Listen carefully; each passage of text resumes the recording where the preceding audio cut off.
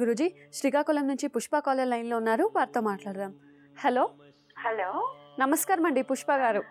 నమస్తే అండి. నమస్తే అండి, ఎవరి గురించి తెలుసుకోవాలనుకుంటున్నారు? అంటే నా గురించి తెలుసుకుందాం అనుకుంటున్నానండి. తప్పకుండా అండి, మీ నక్షత్రం చెప్పండి. నా నక్షత్రం అంటే నాకు ఫస్ట్ నుంచి అన్ని ప్రాబ్లమ్స్ ఉన్నాయండి.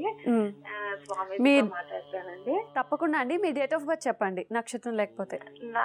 నా డేట్ ఆఫ్ బర్త్ 11/11/62 అండి. 11/11/1962. భరణి నక్షత్రం అండి. పుట్టిన సమయం కరెక్ట్ గా తెలీదు. సుమారు ఎంత ఉండొచ్చు?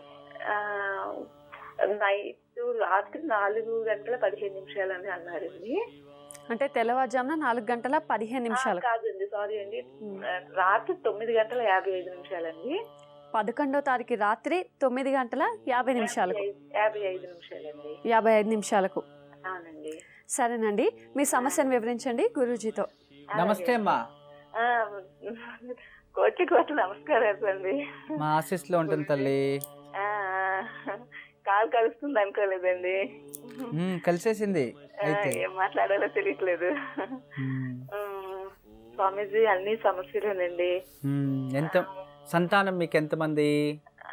పాప బాబు అండి. ఓకే, భర్త ఏం పని చేస్తారు? ఆయన మొదట వ్యాపారం చేసేవారు, కానీ 5 రూపాయలకి కొంటే 2 రూపాయలకి అమ్ముతారండి. అటువంటి మనస్తత్వం అన్నమాట. మంచి మనిషి. చాలా చాలా లాస్ చేశారు ఇంట్లో, మామగారు అత్తగారు అంతా. తర్వాత బయటకు వచ్చాం, అక్కడ కూడా స్థిరం లేదు. తర్వాత నేను నాన్నగారి దగ్గరే ఉంటున్నాను ఫస్ట్ నుంచి కూడా అన్నమాట. ఆయన కూడా వస్తుంటారు వెళ్తుంటారు. పాప బాబు అక్క నాన్నగారు చదివించారు. పాప బీటెక్ చేసింది, బాబు బీటెక్ చేశాడు. పాప జాబ్ లో సెటిల్ అయింది. తనకి కూడా మ్యారేజ్ చేస్తానంటే తను మ్యారేజ్ ఒప్పుకోవట్లేదు. ఫస్ట్ అంతా చేసుకుంటానంది, ఇప్పుడేమో మరి మ్యారేజ్ చేసుకోను అని పెట్టింది అనమాట.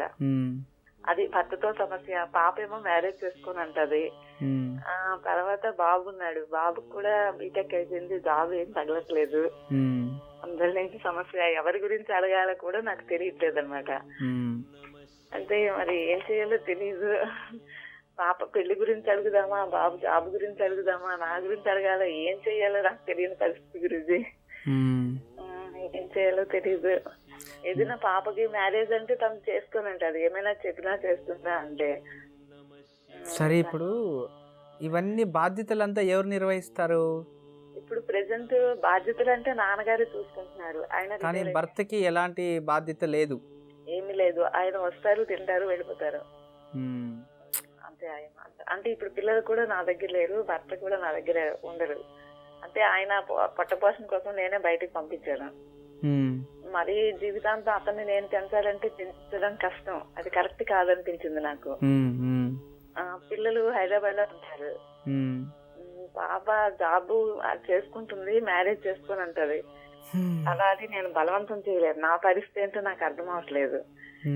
నాన్నగారు ఉన్నంత వరకు నాకు పర్వాలేదు, ఆ తర్వాత నా పరిస్థితి తెలియదు.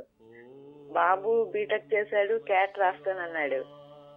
చాలా కష్టపడి డే నైట్ చదువుతాడు, కానీ తనకి అది తగలలేదమ్మా, నువ్వు ఏదో జాబ్ చూసుకోమ్మా అంటే సరే అమ్మా అన్నాడు. ఇప్పుడు జాబ్ చూసుకుని సైడ్కి వెళ్తున్నాడు. కానీ అమ్మ ప్రతిదీ దగ్గర వరకు వస్తుందమ్మా, నోటి వరకు వస్తుంది, కానీ తినడానికంటే ఉండదు. లక్ష్మీ ద్వారం లోపలికి రాదమ్మా, బయట నుంచి వెళ్ళిపోతాడమ్మా అంటాడు బాబు. నేను చూస్తే నాన్నగారి దగ్గర ఉంటాను, పిల్లలు చూస్తే అక్కడ ఉంటారు. ఏం చెయ్యాలో ఏం పాల్పోదు. రోజు భగవంతుడికి దండం పెట్టి మాత్రం భగవంతుడే మాకు దారి చూపించు తండ్రి అంటానంతే. అందుకంటే ఏం చెయ్యను. అంటే దీపాలు పెట్టడం అన్ని ఎక్కువ చేస్తాను. ఏం చదువుకున్నారమ్మా మీరు? నేను 10th క్లాస్ చదువు ఆపేసానండి. టైలరింగ్ అవి ఎక్కువ చేసేదానండి, టైలరింగ్, ఎంబ్రాయిడరీ అవి కూడా ఇప్పుడు మానేసానండి. హార్ట్ ఆపరేషన్ అయింది. మీకు? నాకు ఎన్ని రోజులు అయింది? అయ్యి 2 years అయిపోతుందండి. అంటే ఇప్పుడు పర్వాలేదు, బానే ఉన్నాను నేను. అంటే శక్తికి మించి పనులు చేస్తూ ఉంటాను అనమాట. అలాగా మీకు ధైర్యం చాలా ఎక్కువ కదా? ఎక్కువేనండి. ఏమొచ్చినా సరే నాకు అలా ఏడవాలనిపించదు, ఏడవను కూడా. ఏం జరిగినా భగవంతుడు నాకు చూసుకుంటాడు. ధైర్యం సాహస లక్ష్మి అంటే ధైర్యం ఎక్కడ ఉంటుందో అక్కడ సాహస లక్ష్మి ఉంటుందంట. అంటే లక్ష్మి భర్త వలన నాకు 10 పైసలు సంపాదన లేకపోయినా ఏ రోజు నేను లేని పరిస్థితిలో లేను గురూజీ.